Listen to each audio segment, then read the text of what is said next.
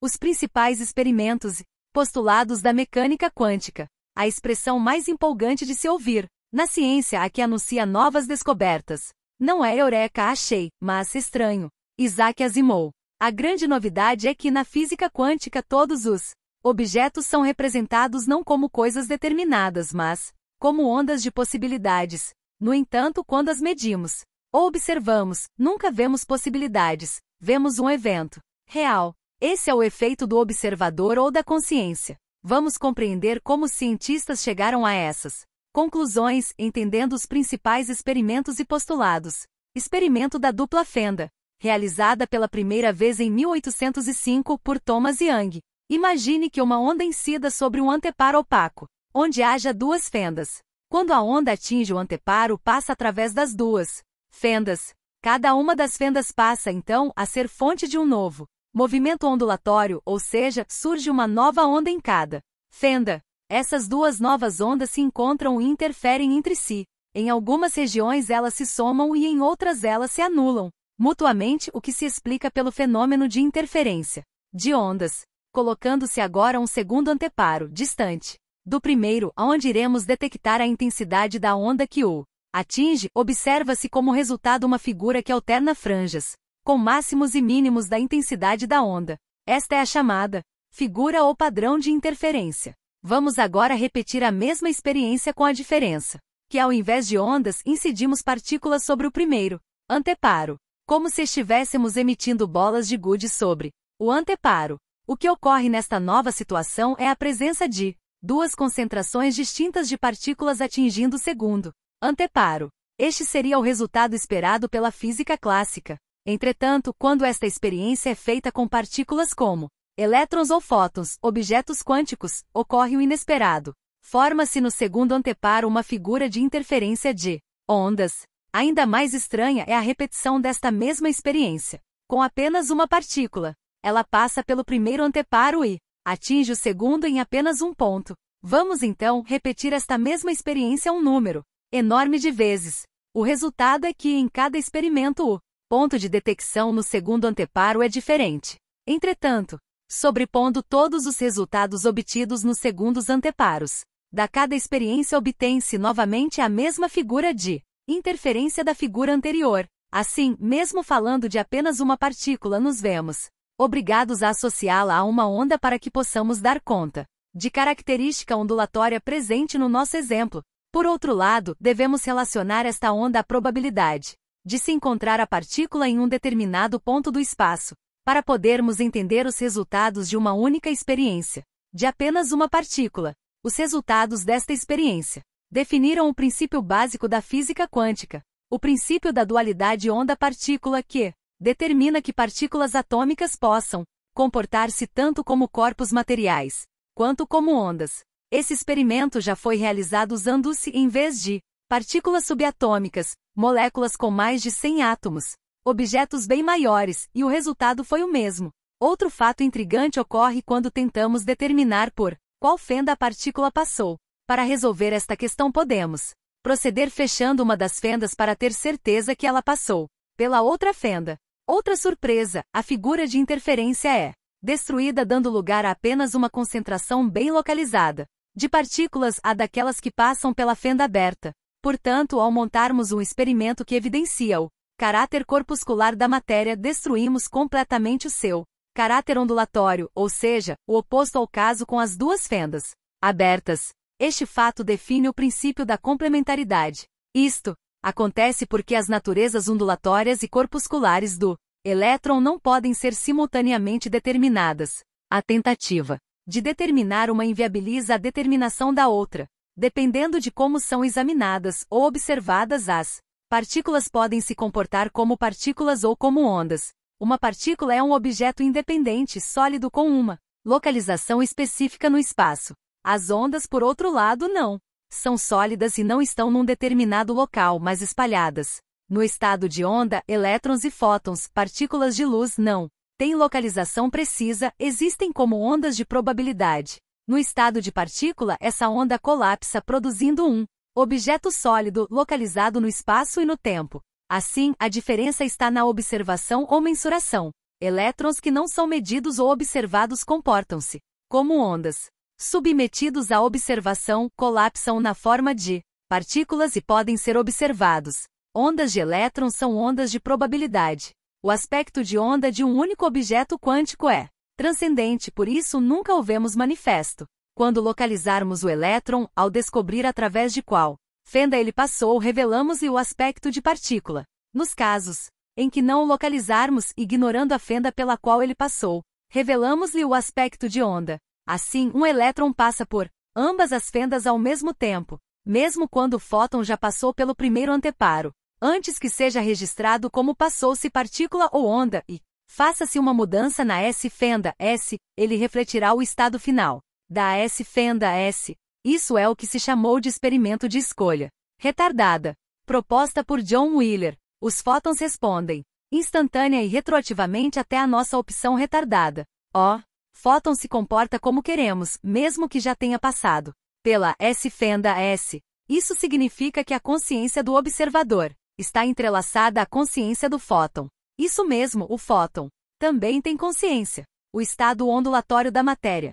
Quando estudamos as partículas elementares, os blocos estruturais da construção dos átomos, os prótons, os elétrons, os nêutrons, geralmente costumamos pensar e imaginá-las como bolinhas sólidas, duras e compactas. Porém Louis de Broglie, físico francês, Nobel de Física em 1929, apresentou em 1924 à Faculdade de Ciências de Paris uma teoria revolucionária qual propôs a existência do que chamou de ondas de matéria.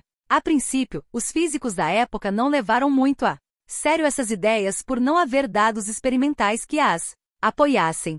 No entanto, foi Albert Einstein quem notou a validade e a importância dessa teoria, chamando para ela a atenção da comunidade científica da época. A hipótese de Louis de Broglie era de que o comportamento dual onda-partícula da radiação eletromagnética também se aplicava à matéria. Assim como um fóton, partícula de luz, tem associado a ele uma onda luminosa que governa seu movimento, também uma partícula material como o elétron, por exemplo, também teria associado a ele uma onda de matéria que governa seu movimento. Logo, podemos perceber que toda matéria, mesmo com aparência sólida de partícula, possui uma estrutura vibracional ondulatória, a qual podemos dar características como frequência e comprimento de onda. O que isso tem a ver comigo? A experiência da dupla fenda e a teoria de Louis de Broglie sobre as ondas de matéria revelam que tudo que existe no universo comporta-se como partícula e onda ao mesmo tempo. Depende da escolha do observador qual dos dois aspectos será manifestado. Isso significa que nós podemos escolher com que face da realidade queremos trabalhar. Em última instância, é a consciência que escolhe. Como tudo tem um aspecto onda, conclui-se que tudo o que existe emite uma frequência, que pode ser medida em hertz. Por exemplo, um livro emana uma onda com frequência própria, que transporta toda a informação contida no livro, partícula ou no livro sólido. Portanto, pode-se ler o livro ou receber a onda do livro através da ressonância harmônica. Não importa de que forma a informação contida nele será recebida por você e arquivada no nível atômico do seu organismo. Isso é válido para qualquer coisa no universo, pois tudo é informação.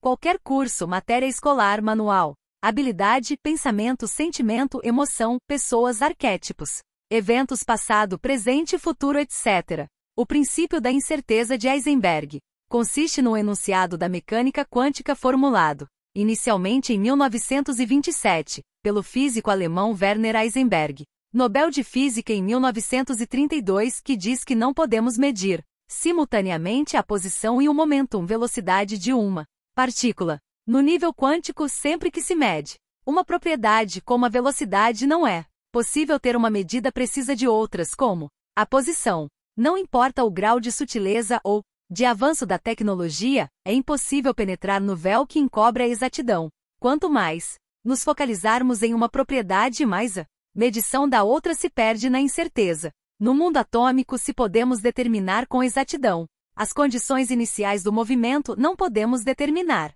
com a mesma precisão o comportamento futuro de um sistema. Em vez de fazermos previsões determinísticas, podemos apenas afirmar os possíveis resultados de uma observação dando as probabilidades relativas de sua ocorrência. A mecânica quântica é um cálculo de probabilidades que nos permite analisar a probabilidade de cada possibilidade em dada situação dinâmica. A probabilidade gera incerteza. Não podemos mais conhecer o paradeiro de um objeto com certeza. O movimento de objetos quânticos está sempre envolvido pela incerteza. O que isso tem a ver comigo? O princípio da incerteza de Heisenberg prova que incerteza é a natureza do universo. Nada está determinado previamente. Tudo está em aberto e passível de construção, criação e transformação, pois a natureza tem plasticidade. A realidade é totalmente plasmável. Podemos moldá-la conforme nossos desejos. O gato de Schrödinger é uma experiência mental proposta pelo físico austríaco Erwin Schrödinger, Nobel de Física em 1933, em meados dos anos 20. Um gato hipotético é colocado numa caixa selada. No interior da caixa existe um dispositivo que contém um núcleo radioativo e um frasco de gás venenoso. Quando o núcleo decai, emite uma partícula que aciona o dispositivo, que parte o frasco e mata o gato. Não sabemos com certeza se isso vai ocorrer ou não. E quando? Isso ocorre de forma aleatória dentro da caixa. Passado certo tempo, a probabilidade de cada ocorrência é 50-50. O tempo passa. O dispositivo entra em ação. O que terá acontecido com o gato? Estará vivo ou morto? De acordo com a mecânica quântica, o núcleo do átomo radiativo é descrito como uma mistura de estados, núcleo decaído e núcleo não decaído. No entanto, quando a caixa é aberta, o experimentador vê somente uma das alternativas, gato morto, núcleo decaído, ou um gato vivo, núcleo não decaído. A questão é, como saber quando o sistema deixa de ser uma mistura de dois estados e se torna apenas um ou outro? Assim como o elétron é tanto partícula como onda até que nossa observação faça aparecer como uma coisa ou outra. O gato de Schrödinger está tanto morto quanto vivo até o momento em que nós o observamos. É o ato da observação que determina o colapso da função de onda do gato e o faz aparecer vivo ou morto. Objetos quânticos existem como superposição de possibilidades até que nossa observação cause a realidade da potencialidade, gerando um evento real e localizado dentre os diversos eventos possíveis, segundo a interpretação dos universos paralelos do físico americano Hugh Everett. Ambos os estados existem sobrepostos em universos paralelos. Quando o observador abre a caixa, conduz a realidade observada a um dos universos apenas. As ondas de matéria são ondas de possibilidades. São descritas por funções matemáticas chamadas funções de onda de Schrödinger. Um objeto é apenas isso, no começo, uma entidade matemática de uma função de onda. O ato de escolha da consciência que dá substância às formas matemáticas, dependendo daquilo que escolhemos. Colapsar uma onda significa tornar algo manifesto. Schrödinger tentou interpretar suas funções de onda, dizendo que tudo na natureza podia ser considerado como ondas de alguma coisa, sendo também a matéria uma manifestação ondulatória, como as ondas do mar são ondas materiais. Tudo o que podemos dizer é que a função de onda que descreve um objeto quântico contém as potencialidades desse objeto. Mar de infinitas possibilidades. O ato da observação faz a função de onda se materializar. Em um aspecto, o objeto percebe nossa intenção e responde atualizando-se naquilo que pretendemos detectar. O experimentador, o fóton e os aparelhos usados estão de alguma forma interconectados e a realidade que emerge quando se faz a experiência é resultado dessas interconexões. O que isso tem a ver comigo? O universo se apresenta como um oceano de infinitas possibilidades. Tudo o que você quiser ser, ter ou fazer é, em última análise, expresso por uma equação matemática chamada função de onda. Quando você escolhe o que quer, provoca o colapso desta função de onda, tornando o que era apenas possível em algo provável. A sua consciência determina e permite a manifestação material das várias opções quânticas ao seu dispor. Sendo assim, você cria sua própria realidade em qualquer setor da sua vida. O negócio que você idealiza já existe em possibilidade. Quando você realmente escolhe que quer viver essa realidade, ela acaba por se manifestar mais cedo ou mais tarde porque você colapsou a função de onda relacionada. Emaranhamento quântico. O princípio da localidade estabelecido pela física clássica afirma que toda comunicação entre objetos deve acontecer por meio de sinais locais, sinais esses que têm um limite de velocidade. Einstein estabeleceu que esse limite de velocidade como a própria Velocidade da luz, a imensa, mas finita velocidade de 300.000 quilômetros por segundo. Assim, esse princípio da localidade, uma limitação imposta pelo pensamento einsteiniano, exclui a comunicação instantânea à distância. Contudo, sabe-se experimentalmente que objetos quânticos, quando correlacionados de modo adequado, influenciam-se mutuamente de forma não local, ou seja, sem troca de sinais pelo espaço e instantaneamente sem que decorra um tempo finito. Portanto, objetos quânticos correlacionados estão interligados em uma dimensão que transcende o tempo e o espaço. Não localidade implica transcendência. O físico David Bohm procurou encontrar uma maneira prática de correlacionar elétrons, ou seja, uma forma para podermos confirmar experimentalmente a não localidade do colapso da função de onda de objetos quânticos. Podemos utilizar o parâmetro do spin, momento angular, do elétron como sendo uma flecha que aponta para cima ou para baixo. Bohm sugeriu que podemos fazer com que dois elétrons se choquem de tal maneira que após sua colisão, eles estariam correlacionados no sentido de que as flechas do spin de ambos ficariam apontadas em sentido contrário um do outro. Dizemos que nesse caso, os dois elétrons estariam em um estado singlet, ou correlacionados em sua polarização. Isso foi demonstrado num experimento realizado pelo físico francês Alain Aspect em 1982. Ele usou este tipo de correlação para um par de fótons com o intuito de confirmar que existe uma influência sem troca de sinais entre ambos no espaço-tempo. Ele confirmou que a medição efetuada em um único fóton afeta seu parceiro correlacionado sem qualquer troca de sinais. Entre eles, podemos interpretar o experimento de Aspect de forma a integrar a consciência como sua parte integrante. É o fato de observarmos que produz inerentemente o colapso da função de onda de um dos fótons correlacionados, obrigando-os a assumir certa polarização. A função de onda do fóton parceiro também entra imediatamente em colapso. Segundo Amit Goswami, uma consciência que pode produzir instantaneamente o colapso da função de onda de um fóton à distância, terá que ser em si não local ou transcendente, interdimensional. Ao invés de postularmos que existem sinais superluminosos com velocidade superior ao da luz no vácuo, podemos postular que a não localidade é um fenômeno da consciência e é um aspecto essencial do colapso da função de onda do sistema correlacionado. Esse experimento nos conduz a edificar a tese de que existe uma interação profunda entre consciência e matéria. O que isso tem a ver comigo? Tudo no universo está interligado, desde os átomos, passando pelos seres vivos até as galáxias mais distantes. Isso, porque tudo emerge do mesmo campo, o vácuo quântico e, através dele permanece conectado. Todas as coisas se influenciam mutuamente porque estão eternamente emaranhadas na matriz da realidade. Dessa forma, podemos influenciar eventos, situações ou pessoas da mesma forma que podemos ser afetados por eles. Nos negócios, isto fica claro quando percebemos as influências perniciosas advindas seja da estrutura física da empresa, o próprio local, seja dos colaboradores negativos, sócios, funcionários ou fornecedores, até mesmo da concorrência mal intencionada.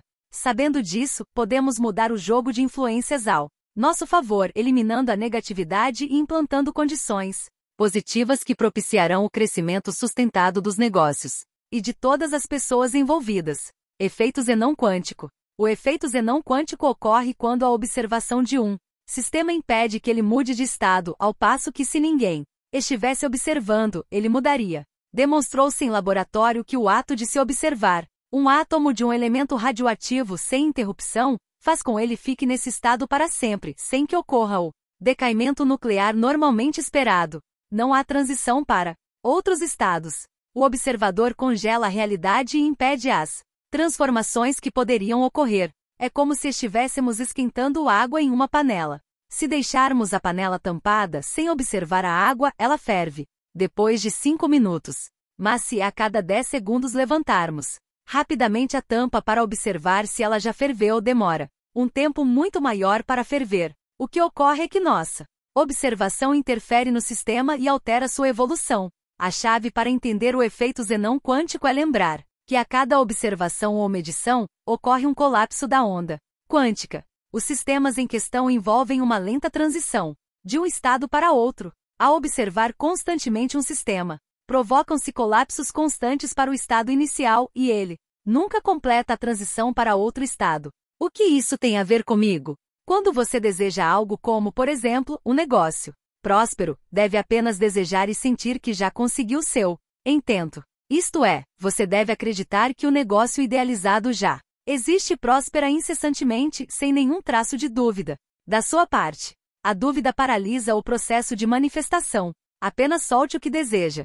Deixe que se manifeste na forma de matéria, aquilo que você já criou na forma de onda. Se conferir insistentemente se os resultados estão chegando, você produz o efeito Zenão, congelando o que desejou, retardando ou impedindo que se manifeste. O átomo de Bohr e o salto quântico. Em 1913, o físico dinamarquês Niels Bohr, Nobel de Física, em 1922, propôs um modelo para o átomo de hidrogênio, o elemento químico mais leve da tabela periódica e cuja estrutura era aparentemente a mais simples. O modelo postulava a existência de órbitas estáveis para os elétrons em volta do núcleo, quantizadas, isto é, só absorvendo ou emitindo energia na quantidade suficiente para saltar para outro nível de energia maior ou menor, ou seja, a energia não existia em quantidades contínuas, mas sim em pacotes, ou quantizadas. Bohr também declarou que o momento em que um elétron salta de uma órbita para outra não pode ser determinado.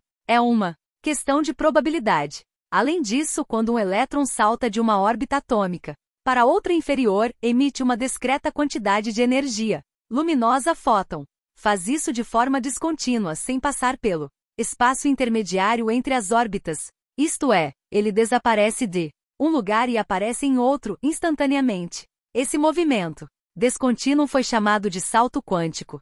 O que isso tem a ver comigo? Segundo o físico indiano Amit Goswami, nossos pensamentos são objetos quânticos. Eles também se ampliam em possibilidades, tornando-se sobreposições de muitos pensamentos possíveis quando não estamos prestando atenção neles. Pensamentos criativos nascem através de saltos quânticos, vindos de uma dimensão transcendente. Ao mergulharmos nesse mundo desconhecido, como num salto quântico da mente comum, encontramos os arquétipos que formam a essência do trabalho criativo. Arquétipos são as ideias primordiais de tudo o que existe. Com a ressonância harmônica pode-se transferir diretamente qualquer arquétipo desejado, exponenciando assim a criatividade e a capacidade do empresário e de seus colaboradores.